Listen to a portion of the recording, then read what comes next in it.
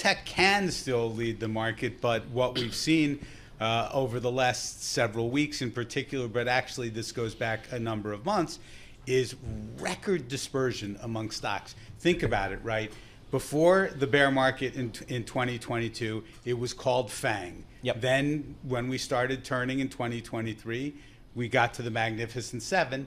Now it's ostensibly really only the Magnificent Four. And what troubles us when we look at the second quarter expecting more volatility is that Magnificent Four is starting to look a little less magnificent in But to recent be weeks. clear here, this is the hallmark of you and Ed Hyman. You're in the market. I don't hear go to cash. Oh, yeah, no, absolutely, absolutely not. Look, this is one of these times again, and you go back and you think of the times where there may have been emotional reasons, there may have been stress reasons, and March of 2020 is the perfect example. Oh, I was thinking October of '86. Lenny Dykstra's home run in Game 3 for the Mets. The ball has never come down.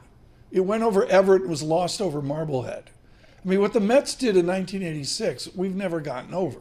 I'm staring at your Red Sox jacket, Tom, and all I can say is Bill Buckner, and I knew you were expecting to say that. And Doug Cass is not here, so we'll move on. Brammo walked by with a white sign, Bill Buckner, it's opening day. Paul, save us here. Julian, you and your strategist brethren on Wall Street, I see you guys tripping over each other trying to keep raising your year-end targets for 2024. How are you thinking about valuation here? Because this is the arch question. Paul, this is the single best question out there. We're taking a different tack here, Paul. Okay, and it is earnings and valuation driven, as it should be. Now, I will say this, is that my focus on valuation has been unlike anything I recall in my career. Frankly, I was managing money in Y2K, so that's why.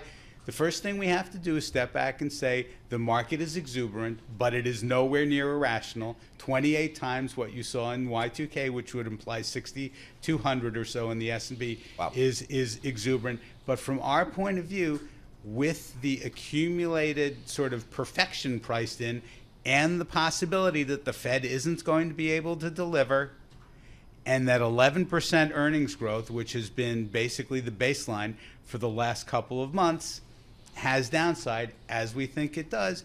The way you want to think about this is, how do you stay in your core positions with perhaps a tilt towards defense and not get scared? Because the history of making subpar returns in investing comes from selling into down markets, as opposed to just sort of thinking about how you position when things are good as they are now.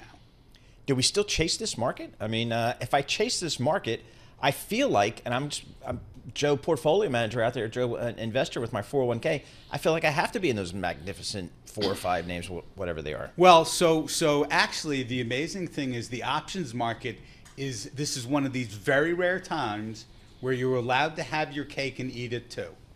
Because the combination of this incredible retail investor FOMO, remember, the market is being moved in large part by 0 days to expiration options trading on the part of the public, where you control $1 million worth of stock for less than $10,000 and the position closes every day. That kind of FOMO and 5% interest rates give you the ability to stay in those Mag 7 names, but actually have downside protection.